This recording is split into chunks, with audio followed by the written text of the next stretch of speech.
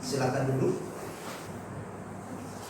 Minggu yang terakhir ini di bulan September, tema kita adalah kebangkitan dan pembenaran.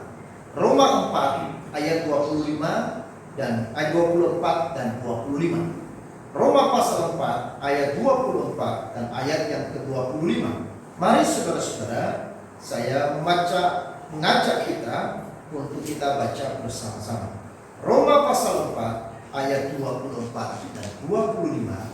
Mari kita akan membaca bersama-sama. 1, 2, 3. Tetapi ditulis juga untuk kita, sebab kepada kita pun Allah memperhitungkannya, karena kita percaya kepada Dia yang telah membangkitkan Yesus Tuhan kita dari antara orang mati, yaitu Yesus yang telah diserahkan karena pelanggaran kita dan dibangkitkan karena pembenaran, yaitu Yesus yang telah diserahkan karena pelanggaran kita dan dibangkitkan karena pembenaran kita. Saudara-saudara yang dikasihi oleh Tuhan, kepada jemaat di Roma, Paulus menjelaskan kepada mereka bahwa pembenaran terjadi karena iman kepada Yesus Kristus. Apa itu pembenaran, saudara? Pembenaran atau justifikasi itu adalah tindakan Allah menghapuskan kebersalahan kita dan hukuman kita dari atas dosa yang telah kita buat. Sementara pada saat yang bersamaan Allah bertindak menyatakan benar kita yang tadinya bersalah. Melalui apa? Melalui iman kepada Yesus yang telah mati dan bangkit. Ini yang disebut dengan justifikasi. Pembenaran bukan karena kita benar. Maka itu sebabnya tidak ada seorang yang benar. Dalam Roma pasal 3 ayat 9. Tidak ada yang benar. Tidak ada yang berbuat baik. Tidak ada yang mencari Allah. Karena manusia setelah jatuh dalam dosa, manusia jatuh di dalam natur berdosa. Nah, saudara-saudara yang dikasihi oleh Tuhan, lalu oleh iman kita kepada Kristus Yesus yang telah mati, untuk apa? Menghapuskan dosa kita, menghapuskan kebersalahan kita, dan kemudian bertindak menyatakan kita benar. Ini yang disebut dibenarkan. Dibenarkan itu kalimat pas, kalimat aktif. Dibenarkan oleh siapa, saudara-saudara? Dibenarkan oleh Kristus. Jadi bukan kita yang membenarkan diri di hadapan Allah. Maka itu sebenarnya kalau manusia mengatakan, aku sudah berbuat ini kok, aku sudah melakukan ini, seluruh waktuku hanya bagi Tuhan. Tuhan tahu semua yang saya lakukan, seluruh hari-hariku, jamku hanya untuk Tuhan, maka saya pantas untuk dibenarkan. Saudara-saudara, tidak ada seorang pun yang dibenarkan karena perbuatan. Saya sudah jelaskan di Bible Study 2 minggu yang lalu bahwa keselamatan kita di dalam Kristus adalah keselamatan oleh anugerah, oleh kasih karunia Allah. Artinya bahwa pembenaran ini kita terima sebuah pemberian yang besar yang diberikan oleh Tuhan kepada kita, karena Dia menganggap kita benar di hadapan. Kita yang tidak benar dianggap benar oleh perbuatan Kristus, bukan oleh perbuatan saya. Bisa mengerti? Kita dinyatakan benar bukan karena apa yang kita sedang kerjakan dan lakukan di di hadapan Tuhan, tetapi apa yang dikerjakan, yang dilakukan oleh Kristus dalam hidup kita. Saudara-saudaraku yang kekasih, maka di dalam Roma pasal 4 ini, setelah Paulus berbicara di dalam pasal 3, di dalam pasal 3 dia menjelaskan bahwa semua manusia telah berdosa. Semua manusia telah kehilangan kemuliaan Allah. Di dalam pasal 3 dikatakan tidak ada yang benar. Ya, mulai dari ayat ke-9 sampai ayat 18. Tidak ada yang berakal budi. Karena apa? Karena sudah jatuh di dalam dosa. Maka kemudian dia memberikan contoh. Ya. Contoh orang yang dibenarkan bukan karena pembenaran dirinya sendiri, bukan karena dia melakukan sesuatu sehingga dia dibenarkan. Siapa contoh yang diangkat oleh Paulus dalam tulisannya ini? Itu adalah Abraham. Abraham adalah contoh konkret sebagai orang yang dibenarkan oleh Allah, bukan karena melakukan hukum Taurat, tetapi karena imannya kepada Tuhan. Walaupun janji Tuhan kepada Abraham kelihatannya mustahil terjadi, namun Abraham mempercayai janji Tuhan. Saudara,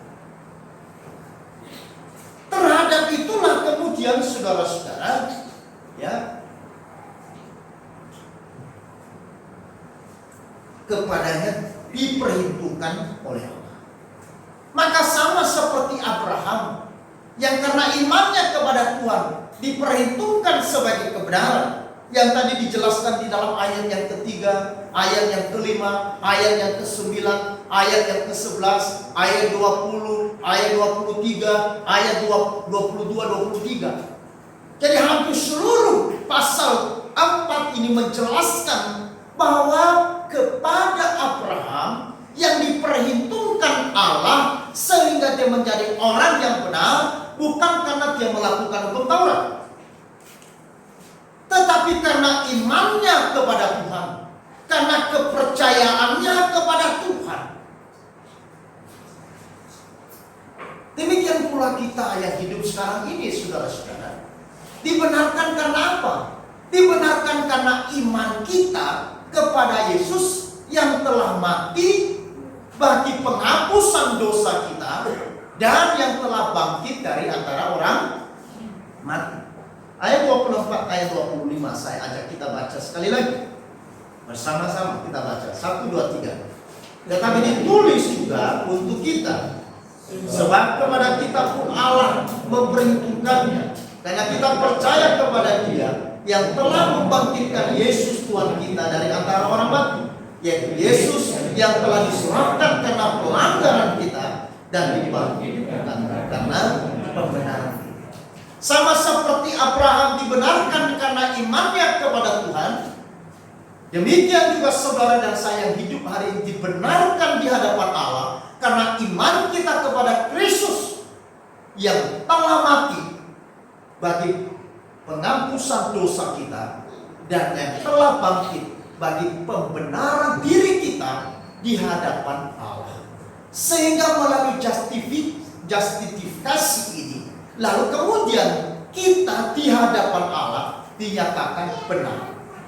Pembenaran ini yang kemudian saudara-saudara membuat kita memiliki sebuah hak yang istimewa, yaitu sebagai anak-anak Allah.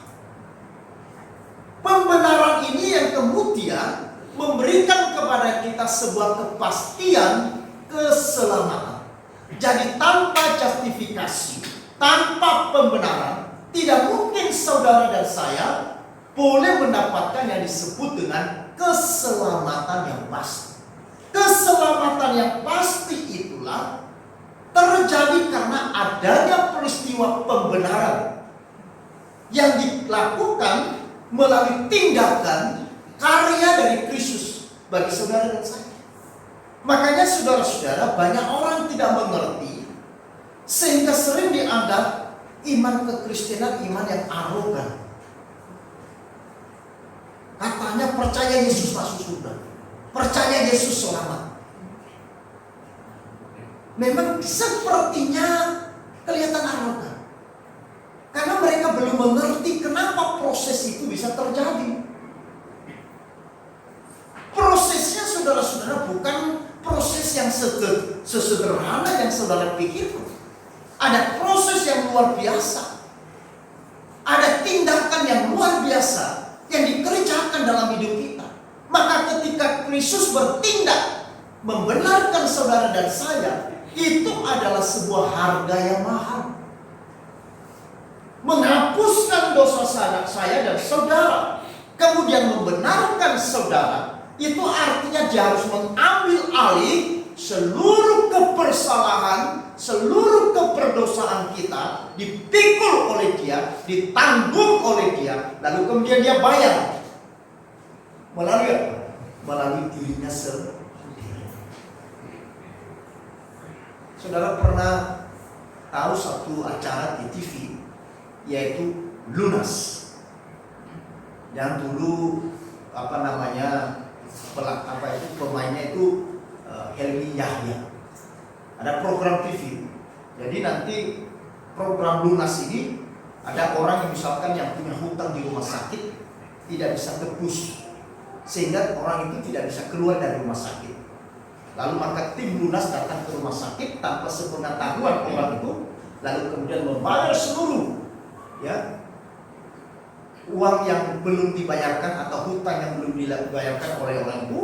Lalu kemudian setelah dibayarkan, lalu pihak rumah sakit memberikan stempel lunas. Lalu kemudian pernyataan lunas kemudian dibawa kepada pasien yang masih ditahan di rumah sakit. Ibu, utang di rumah sakit berapa? Berupa puluhan juta. Tidak bisa bayar, tidak mungkin bisa bayar. Nah sekarang ini kondisinya. Seluruh utang ibu lunas. Pernah saksikan ini kan? Lunas. Apa artinya? Pernyataan lunas ini adalah orang ini sudah terbebas dari tuntutan hutang. Artinya orang ini punya hak untuk apa? Keluar dari rumah sakit. Pemberi pinjaman tidak bisa lagi menuntut dia karena dia sudah terbebas dari apa? Tuntutan hutang. Itulah sebabnya Yesus di atas kayu salib dia berkata, "Teres, sudah selesai, sudah genap, sudah lunas dibayar." Lunas dibayar oleh karena apa? Karena kita beriman kepada Kristus, bahwa Yesus yang mati di atas kayu salib, yang mati bagi penebusan dosa. Saya percaya bahwa kematian Kristus di atas kayu salib adalah kematian yang membebaskanku dari tuntutan dosa dan hukuman dosa. Sehingga dia mati. Dan kemudian pada hari yang ketiga dia bangkit, membuktikan dia hidup. Sehingga statusku yang percaya kepada dia bukan lagi sebagai orang hukuman, tetapi orang yang telah dibenarkan. Hak pembenaran ini yang mengakibatkan saudara dan saya yang percaya kepada Kristus tidak menjadi sia-sia. Imannya tidak menjadi sia-sia. Makanya di dalam 1 Korintus pasal 15 Paulus mengatakan, jikalau Kristus tidak dibangkitkan, sia-sialah iman percaya.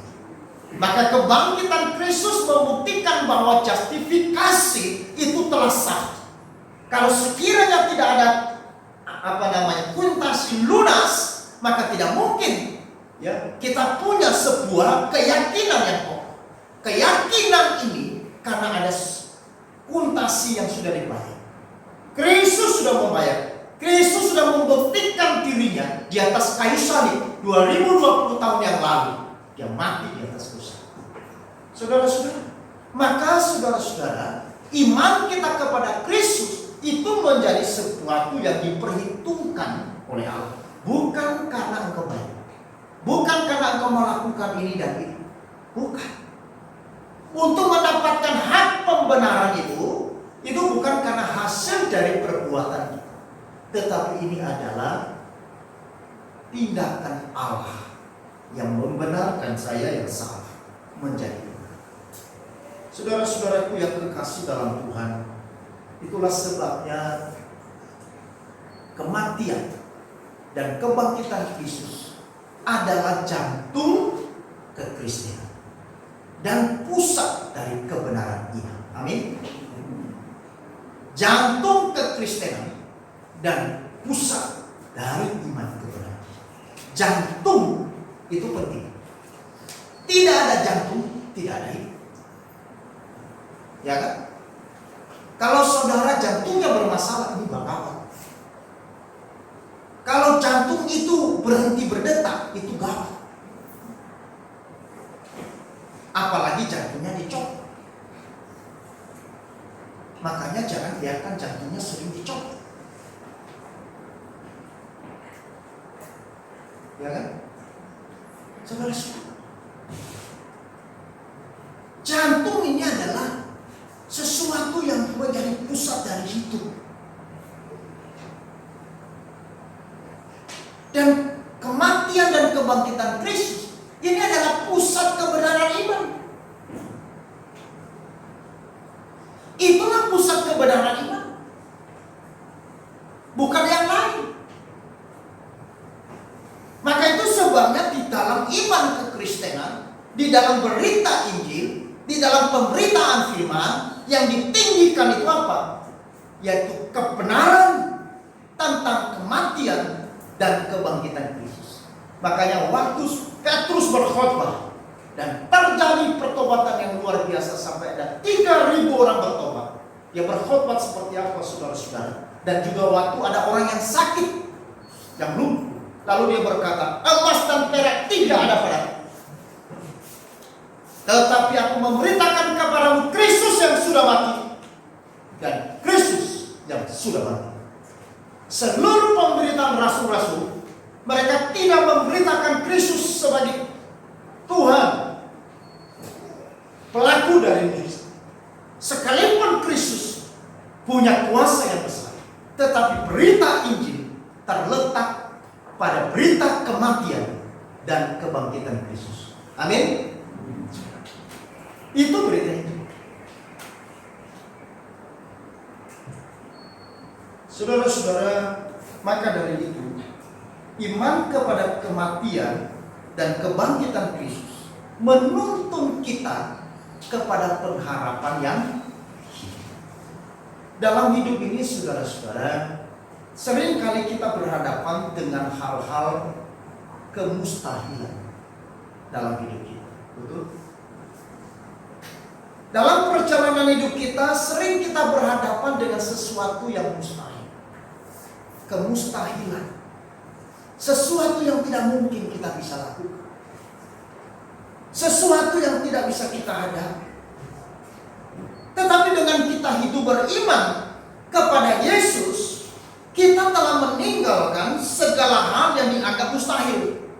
Sebab kuasa Allah akan bekerja dalam diri kita melalui iman kepada Tuhan Yesus.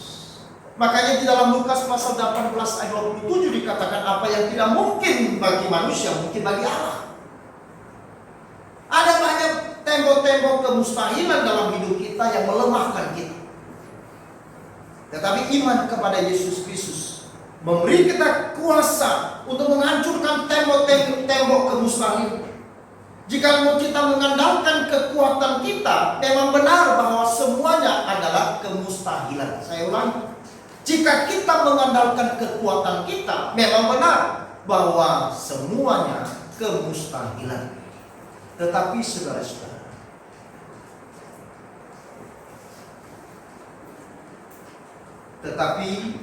iman kita kepada Kristus akan memberikan hidup kita menjadi ruang kerja bagi Tuhan, melakukan rencananya yang terbaik bagi kita. Saudara, di dalam pasal 4, Paulus mengangkat seorang yang bernama Abraham. Di dalam iman Abraham, dalam perjalanan hidup Abraham, dia sedang berhadapan yang namanya kemustahilan. Betul?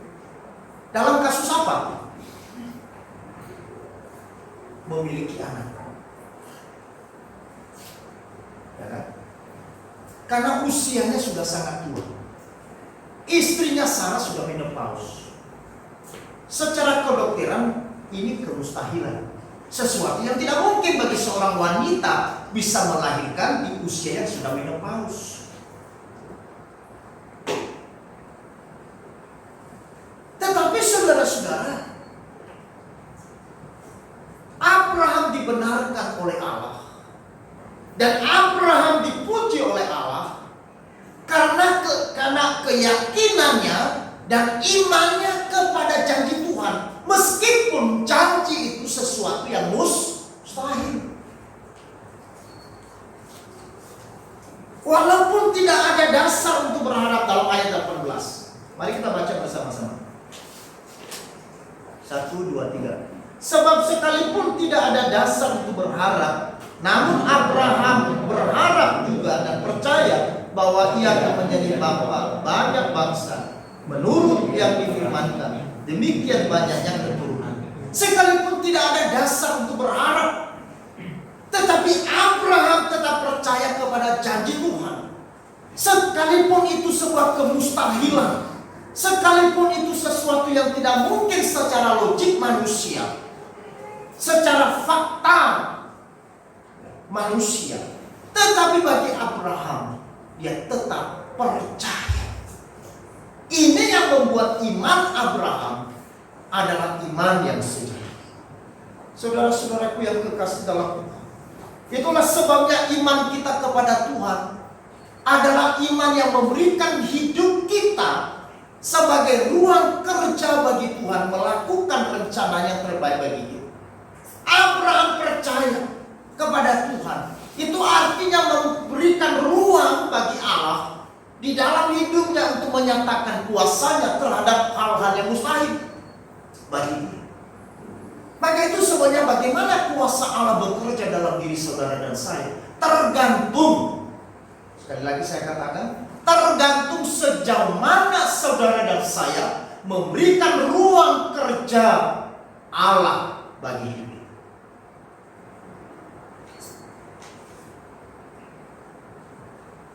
Kita rindu kuasa Tuhan. Tetapi kalau saudara tidak memberikan ruang bagi Allah untuk bekerja dengan kuasanya bagi saudara, maka itu tidak bisa terjadi. Iman itu apa? Iman Abraham, meskipun tidak ada dasar untuk percaya dan berharap terhadap janji Allah itu, tetapi dia percaya dan dia yakin. Dan bukan hanya itu, dia memberikan ruang untuk Tuhan bekerja melalui dirinya yang sudah tua dan istrinya yang sudah menopause, untuk Allah bekerja sesuai dengan rencananya, sehingga itu boleh menjadi kemuliaan bagi Allah. Dan itu menjadi sesuatu yang nyata. Setelah 25 tahun kemudian, anak yang dijanjikan Tuhan lahir. Sesuatu yang mustahil bagi Abraham dan Sarah digenapi oleh Tuhan. Saudara, saya tidak tahu saudara-saudara bagaimana kita hidup hari ini. Apa mungkin saudara berhadapan dengan kemustahilan yang akhirnya membuat saudara menyerah, kemudian saudara menjadi lemah, kemudian makin lama makin menjadi putus asa, dan kemudian makin lama kemudian engkau kehilangan pengharapan di dalam iman dan kemudian dalam kehidupan kita. Lalu kemudian kita mulai kehilangan semangat, kita mulai pesimis, kita mulai apatis terhadap kuasa Tuhan. Lalu kita menganggap urusan Tuhan ya biasalah. Saya sudah mengikuti Tuhan bertahun-tahun, ya begini-begini saja hidup saya. Saya sudah percaya Yesus sudah lama sekali, tapi begini-begini saja. Lalu kemudian, Tidak ada sesuatu. Saudara-saudara, jangan kepulu-pulu menyimpulkan hal itu. Periksa hati kita seperti apa. Ada ruangan tertutup bagi kuasa Tuhan selama ini yang mungkin engkau tidak sadari. Mungkin Tuhan setiap hari menutup pintu hatimu, tetapi engkau mengeraskan hatimu. Tuhan berkata, buka hatimu, buka hatimu. Aku mau masuk dalam ruangan pikiranmu, tetapi engkau tidak mau mendengar. Bukalah ruangan perasaanmu, karena aku mau masuk dan aku mau bekerja di dalam ruangan itu untuk memenuhi dan menggenapi rencanaku bagimu. Tetapi kita membiarkan suara itu. Lalu kemudian Tuhan terus berbicara, mengetuk pintu hati dan dia berkata, anakku, bukalah ruangan kehendak dan kemauan. Aku mau bekerja di dalam kehendak dan kemauan, sehingga kemauanmu menjadi kemauanku, sehingga kehendakmu menjadi kehendakku, yang selaras, yang sejalan denganmu. Lalu kemudian kita diamkan suara itu. Tetapi di sisi yang lain kita terus berharap Tuhan bekerja dalam hidup kita. Di saat yang berbeda kita terus menantikan Tuhan bekerja dengan kuasa. Lalu kita bertanya-tanya di mana Tuhan bekerja. Padahal bukan karena Tuhan tidak bekerja, tetapi karena kita tutup pintu hati. Karena kita tidak memberikan ruang bagi Tuhan untuk bekerja dengan maksimal di dalam hidup. Saudara-saudara, maka iman kepada Kristus adalah memberikan hidup kita menjadi ruang kerja bagi Tuhan, melakukan rencananya yang terbaik bagi hidup. Iman kita kepada Tuhan adalah kekuatan sukacita hidup kita. Amin. Iman kita kepada Tuhan adalah kekuatan sukacita hidup kita. Banyak hal dalam dunia ini yang dapat melemahkan iman kita.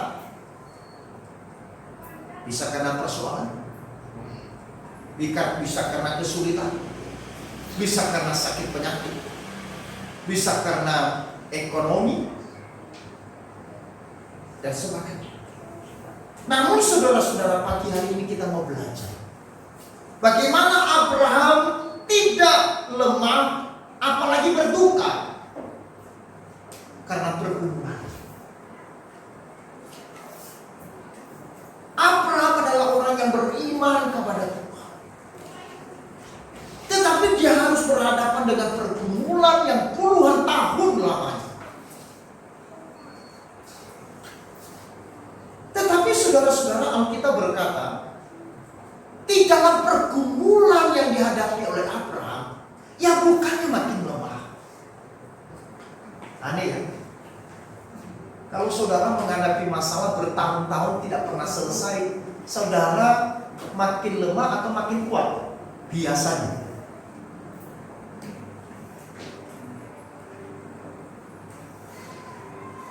Kita merasa makin lemah ya. Tetapi saudara, ayat 20, mari kita baca. Ayat 20 kita baca dengan suara yang keras. Ayat yang kedua. 1, 2, 3. Tetapi terhadap janji Allah, ia tidak bimbang karena ketidakpercayaan, malah ia diperkuat dalam imannya dan ia memuliakan Allah. Haleluya. Malah iman Abraham makin diperkuat, dan justru di dalam pergumulannya yang memuliakan Allah. Apakah dalam pergumulan, dalam kesulitan, di dalam krisis, di dalam persoalan saudara memuliakan Allah atau mengutuki Allah? Apakah saudara di dalam permasalahan yang kita hadapi hari ini, kesulitan ekonomi yang kita hadapi, krisis yang terjadi karena pandemi, lalu kemudian kita bersama dengan Tuhan, atau kita justru di dalam pergumulan yang ada, kita mengangkat kedua tangan kita dan menyembah Dia? Itulah sebabnya Paulus memberikan contoh yang konkret. bukan sebuah cerita dongeng, bukan sebuah mitos, tetapi Paulus memberikan sebuah realita di mana dalam sepanjang sejarah manusia ada seorang yang bernama Abraham yang tidak hanya diakui oleh orang Kristen, tetapi beberapa kitab yang lain mengakui keberadaan Abraham. Bahkan Abraham menjadi orang yang bapak orang beriman. Betul? Saudara-saudara, apakah Abraham karena imannya lalu tidak ada pergumulan? Tidak. Sepanjang hidupnya dia penuh pergumulan. Tetapi hari ini kita belajar bahwa di dalam pergumulan yang ada, dia tidak menjadi lemah. Dia tidak menjadi kehilangan sukacita. Justru dia makin dikuatkan. Itulah sukacita. Itu yang disebut dengan joy. Makanya waktu Paulus, saudara-saudara, ditangkap dan dimasukkan penjara dalam Filipi, dalam sebuah penjara yang khusus, penjara yang sangat buruk, penjara yang sangat tidak manusiawi pada zaman itu. Ruangan yang sangat sempit, yang hanya bisa bergerak dan tidak bisa tidur. Dia hanya bisa berdiri di dalam ruangan itu karena ukurannya hanya 1x1 dan ruangan paling bawah. Tetapi saudara-saudara, di dalam penjara yang begitu menyakitkan, Paulus dan Silas justru mereka memuji dan memuliakan Allah. Disitulah kuasa Tuhan terjadi. Apa yang terjadi? Tembok-tembok penjara, pintu-pintu penjara terbuka. Dan bukan hanya itu, saudara-saudara. Melalui peristiwa itu, kepala penjara Filipi kemudian percaya kepada Yesus Kristus. Artinya kalau Tuhan izinkan saudara dan saya ada dalam pergumulan, karena ada rencana Tuhan. Tinggal sekarang bagaimana kita menyikapi pergumulan itu. Kita akan sikapi dengan kita makin kehabisan energi, atau kita makin memperkuat iman kita. Dan kemudian terhadap pergumulan itu, semakin dalam kita dalam pergumulan, semakin kita menikmati kekuatan. Dan iman kita akan semakin kuat, sehingga kita memuliakan Allah di dalamnya. Ketika kita memuliakan Allah di dalamnya, lalu orang di sekitar kita menjadi percaya kepada Yesus. Saudara-saudara, Tuhan bisa pakai kesaksian yang hidup tidak hanya pada saat kita sukses. Bahkan kadang-kadang kesaksian pada saat kita sukses lahir dari sebuah keangkuhan dan kesombongan. Betul? Kadang-kadang kesaksian dalam puncak kita sukses, lalu kita berkata, Tuhan itu begitu baik pada saya, sehingga mukjizatnya begitu luar biasa. Tuhan memberkati aku dengan kekayaan, Tuhan memberkati aku dengan segala kecukupan, Tuhan memberkati aku di tengah-tengah luar biasa dan luar biasa. Melihat berkat Tuhan tiap hari, berkat Tuhan, berkat Tuhan. Saudara-saudara, apakah betul kita murni? Ataukah kita sebenarnya sedang berdiri dalam keangkuhan dan menganggap kita lebih beriman daripada orang lain? Kita menganggap bahwa kita lebih benar dari orang lain karena kebenaran itu membuat saya diberkati Tuhan. Betul? Engkau tidak sama seperti saya karena mungkin ada masalah imanmu, maka engkau harus bereskan imanmu. Engkau tidak punya kekayaan seperti aku karena mungkin engkau sedang dalam masalah imanmu. Lihat aku diberkati Tuhan. Saudara-saudara, saya tidak mau mengatakan bahwa saudara-saudara, Tuhan tidak pakai kesuksesan. Tuhan juga bisa pakai kesuksesan hidup menjadi kemuliaan bagi nama Tuhan. Tetapi saya mau katakan bahwa justru di dalam pergumulan, di dalam kesulitan, biasanya itu adalah sebuah kemuliaan yang luar biasa. Kalau orang bisa memuliakan Allah dan bersaksi bahwa Tuhan hidup dalam hidupnya dalam sedang masalah, itu kemurnian yang sungguh.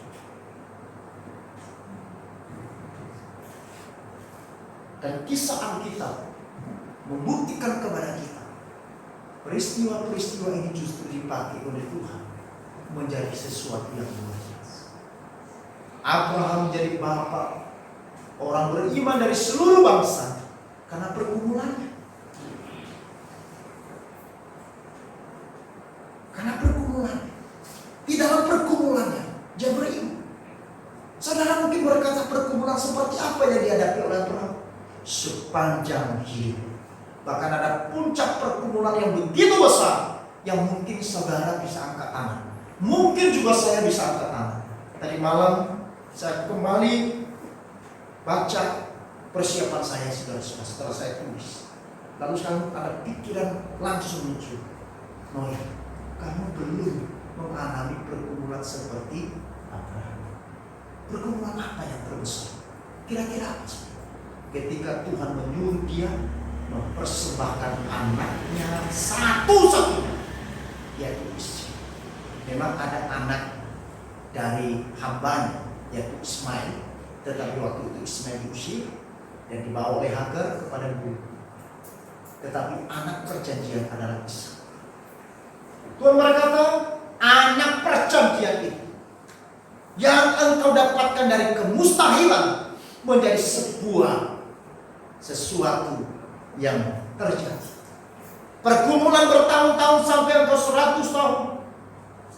Engkau melihat di usiamu yang sudah tidak lagi muda, di dalam tubuhmu yang sudah keok, saya katakan begitu, tubuhmu yang sudah lagi tidak kuat. Tetapi engkau tertawa melihat bayi lahir di dalam rumahmu.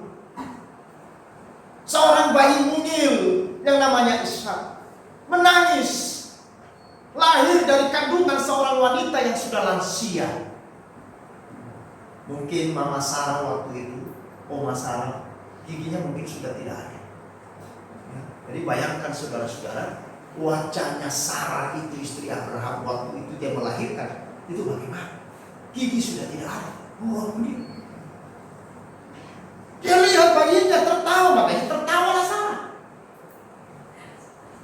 Karena ini sesuatu yang mustahil tetapi terjadi oleh kuasa Tuhan karena iman. Ini yang diperhitungkan Tuhan bagi Abraham, bukan karena Abraham melakukan ini, berbuat ini, tidak. Sebenarnya saudara-saudara, Tuhan tidak membutuhkan apa yang kita lakukan. Karena apa yang kita lakukan itu tidak ada artinya. Kalau saya bisa melayani Tuhan dengan sungguh-sungguh, dengan serius dan sebagainya, sebenarnya Tuhan juga tidak butuh sebenarnya. Tetapi kalau kemudian Tuhan mengizinkan, ini adalah sebuah kehormatan supaya kita menjadi bagian di dalam misi Allah. Amin. Bukan karena Tuhan tidak bisa mengerjakan pekerjaannya karena saya tidak ada. Gereja ini bisa berjalan, misi Tuhan bisa berjalan tanpa saya. Tetapi kalau kemudian saya dilibatkan Tuhan untuk ambil bagian dalam pekerjaan Tuhan di tempat ini sampai hari ini karena anugerah.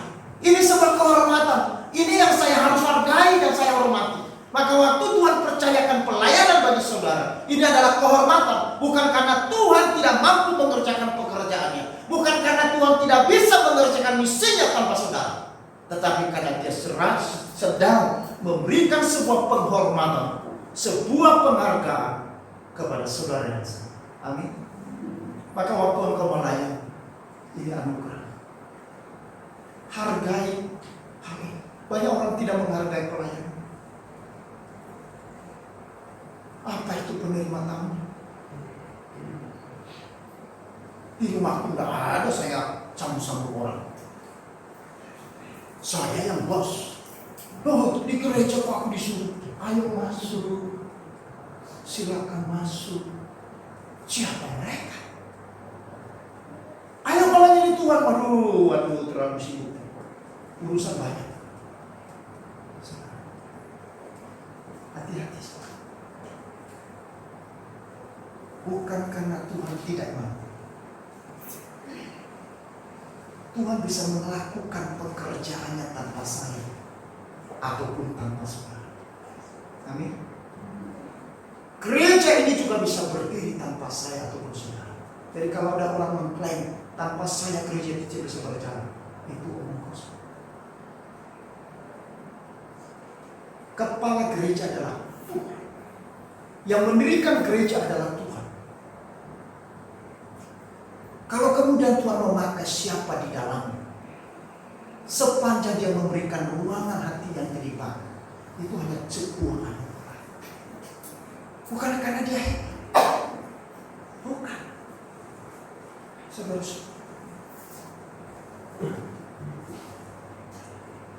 beriman kepada Tuhan adalah sebuah kekayaan, sebuah kehormatan, sebuah kemuliaan, sebuah sukacita yang tidak ternilai. Apakah saudara yang percaya Yesus hari ini berkata, nasib, kenapa kok nyantol aku percaya Yesus ini? Saiki hatiku sedih.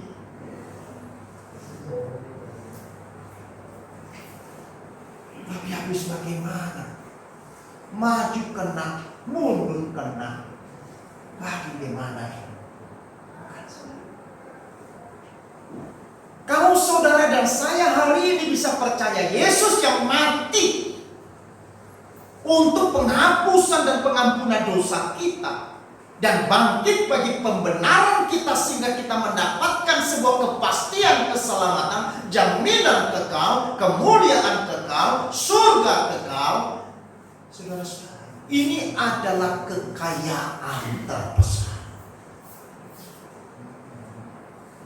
Karena iman ini adalah anugerah Tuhan. Kalau Tuhan boleh mengaruniakan iman di hati saudara dan saya, ini anugerah Tuhan, ini pekerjaan Roh Kudus, bukan pekerjaan saya.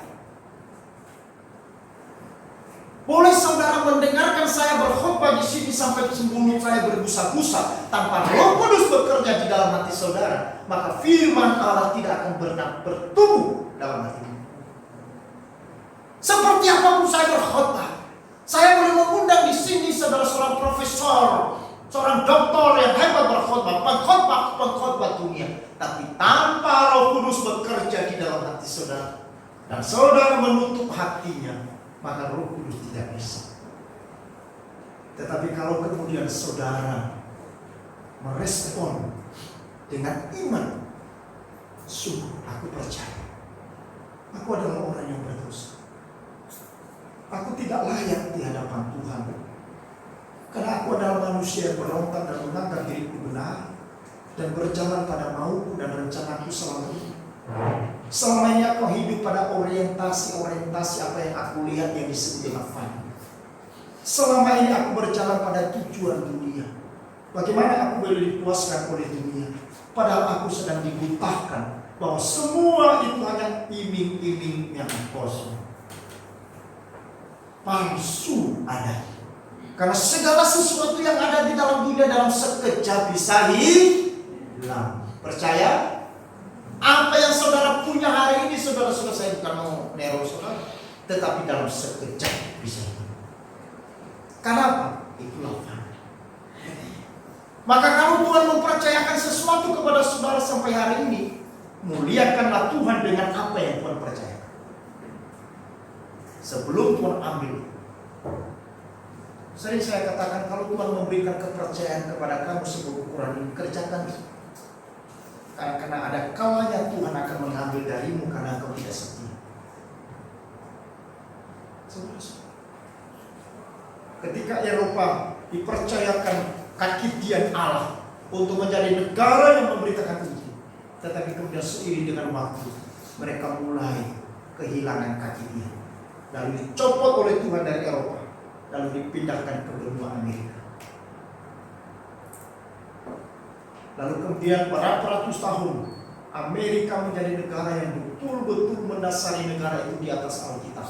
Bahkan patung Liberty yang menjadi ikon dari Amerika itu didasari dengan Alkitab.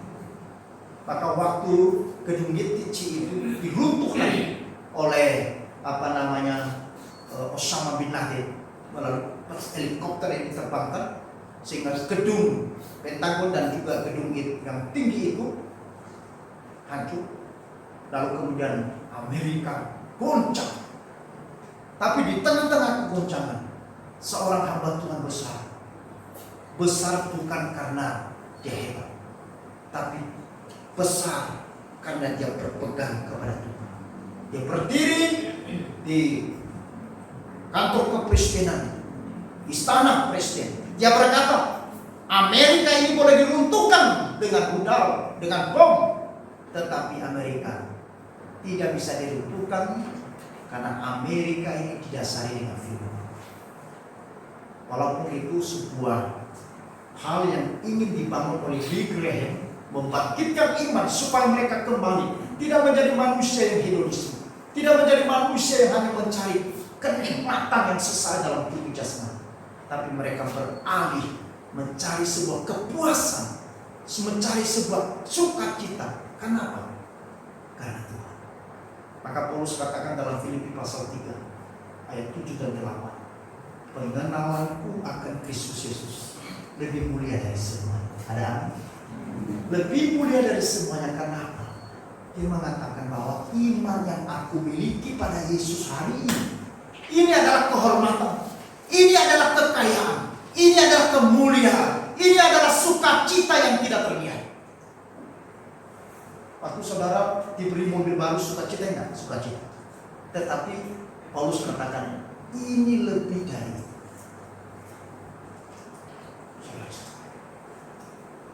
Tinggal bagaimana kita punya pikiran. Kok saya merasa tidak ada itu, Pak. Kemarin aku di jalan ketemu uang 100.000, waduh senang sekali hatiku. Tapi waktu Bapak khotbah seperti ini tidak ada itu rasanya. Di mana sukacita dengan Yesusnya? Tidak ada. Hati-hati, jangan-jangan perasaanmu sudah mati. Hati-hati.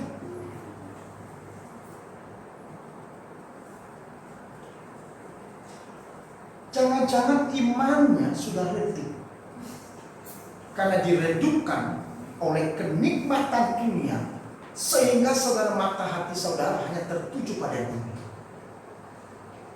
Tidak, itu harus dirobohkan. Tembok itu harus dirobohkan dengan iman yang dari dalam. Sama seperti si Abraham, ada tembok-tembok yang mencoba melemahkan dirinya terhadap janji Allah. Tetapi kemudian iman yang Tuhan berikan dalam hatinya kemudian menjadi kuasa yang besar, sehingga dia mampu merobohkan tembok-tembok itu. Dan dia kemudian tetap memandang kepada Tuhan. Amin. Yang terakhir, iman kita kepada kematian dan kebangkitan Kristus mengikat diri kita kepada apa? Kebenaran surga. Iman kita kepada Yesus yang sudah mati dan bangkit tidak bisa dilepas dengan kita sedang terikat di dalam kebenaran surga. Saya percaya Yesus, tetapi saya tidak percaya kepada kebenarannya.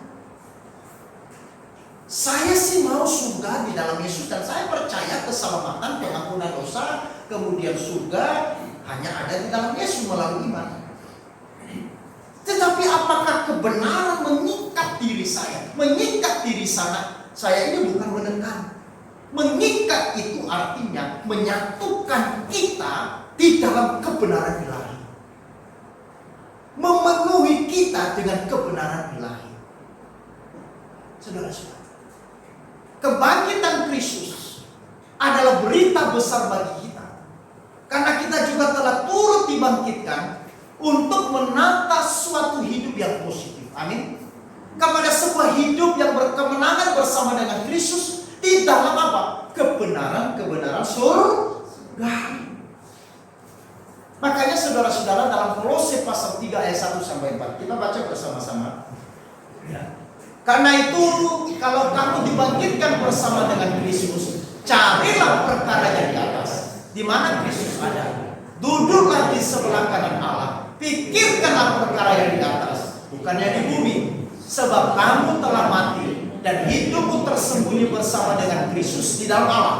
Apabila Kristus yang adalah hidup kita menyatakan diri kelak, kamu pun akan menyatakan diri bersama dengan Dia dalam kemuliaan. Saudara perhatikan, ada kalimat yang saya warnai dengan ini. Kalau kamu sudah percaya kepada Kristus yang mati, dan kamu juga turut dibangkitkan dengan kebangkitan Kristus, sehingga kebangkitan Kristus adalah kebangkitanmu, maka kamu yang sudah dibangkitkan bersama dengan Kristus, hidupnya seperti apa? Hidupnya mencari perkara yang di atas. Hidupnya apa? Memikirkan perkara yang di atas. Nah saudara, ya, ada satu anak sekolah yang pernah tanya, Om, cari perkara di atas yang mana Om? Ya kan? Di atas sana. Cari perkara di atas gimana itu ya? Apa kita naik genteng Om? Naik pohon kelapa? Ya kan? Nah saudara-saudara yang dikasihi oleh Tuhan, tentu bukan. Paulus menasihati kita bahwa untuk dapat mengalami makna kebangkitan Kristus, carilah perkara yang di atas, pikirkanlah perkara yang di atas. Nah, saudara, saya tekankan di sini dan harus saudara perhatikan baik. Di sini Paulus tidak bermaksud mengajak kita menarik diri dari pekerjaan-pekerjaan dunia, lalu kita hanya mikir tentang apa? Perkara surga. Bukan.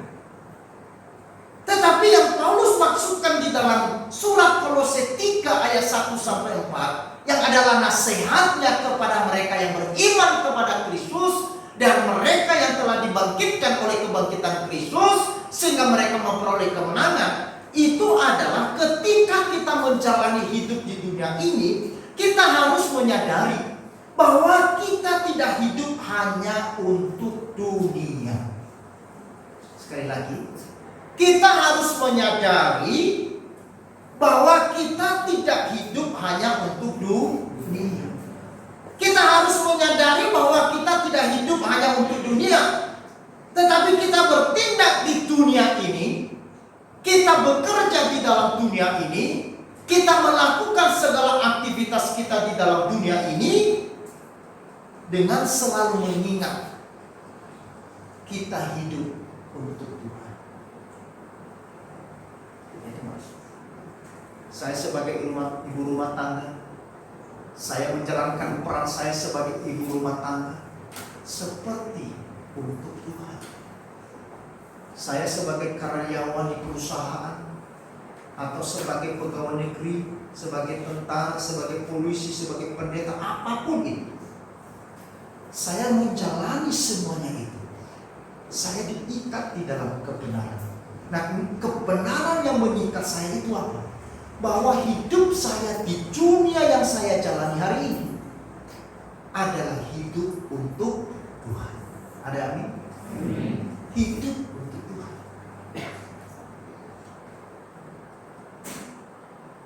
Itu maksudnya. Kebangkitan Kristus mengikat diri kita kepada kebenaran surgawi. Artinya hidup bertindak berdasarkan kepada kebenaran Tuhan.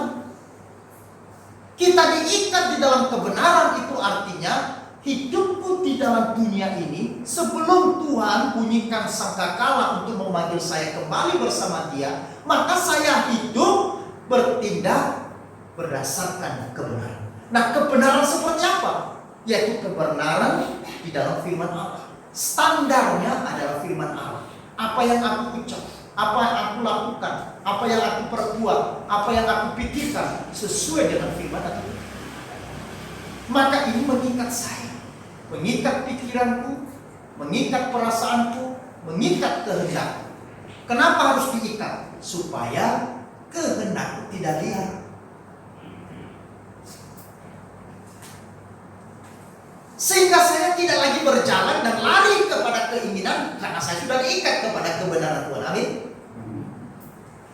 Karena tanpa kita kebenaran mengikat pikiran kita, walaupun saudara duduk di sini, mata saudara melihat saya, ya, seperti wajah-wajah yang sedang menuju kepada kemuliaan Allah.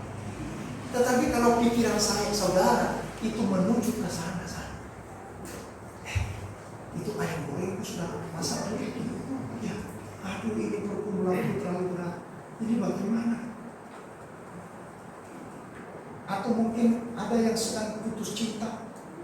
Lalu bagaimana?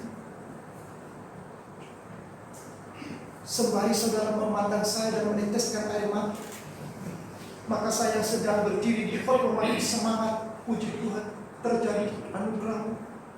Air mata mengalir melalui firman Allah. Ternyata bukan air mata karena kebenaran, air mata karena kesucian. Kalau air mata karena kebenaran dan menyadari Tuhan anugerah besar, Siapakah aku? Selama ini aku liar pikiranku, perasaanku terlalu liar. Hidupku, imanku bergantung pada perasaan. Perasaanku mengendalikan kekuatanku saat ini. Perasaanku telah liar kemana-mana. Ikatlah aku pada kehendak. Ikatlah aku pada kepikiran. Ikatlah aku pada perasaan. Supaya pikiran, perasaan, dan kehendakku ini tidak menjadi liar. Ya. Jadi kalau ada anjing galak, harus diikat supaya tidak liar. Ikat. Maka ini yang dikatakan Paulus. Paulus adalah orang yang berdosa. Bahkan mungkin lebih besar dosanya dari kita. Bahkan Paulus mengatakan, kalau ada manusia yang berdosa di dunia ini, akulah yang paling berdosa. Aku penganiaya jemaat. Aku pembenci daripada Kristus. Aku membunuh banyak orang dengan kebenaranku sendiri. Tetapi anugerah Kristus baik mengikat aku sekarang, sehingga kebenaran menghidupi aku. Saudara-saudara, jadi ada hubungan yang erat antara kebangkitan kita dalam Kristus dan kesadaran kita untuk mengingat kebenaran surga. Jika kita hidup dalam keutuhan kebenarannya Bapak Ibu, maka kebahagiaan sejati itu akan kita alami. Amin. Marilah kita beriman kepada kematian dan kebangkitan Kristus. Karena iman kita menuntun kita kepada pengharapan yang hidup. Yang kedua, iman kita kepada Kristus yang sudah mati dan bangkit adalah kekuatan sukacita hidup kita. Dan yang ketiga, iman kita kepada Kristus yang mati dan bangkit adalah iman yang mengikat kita kepada kebenaran surga.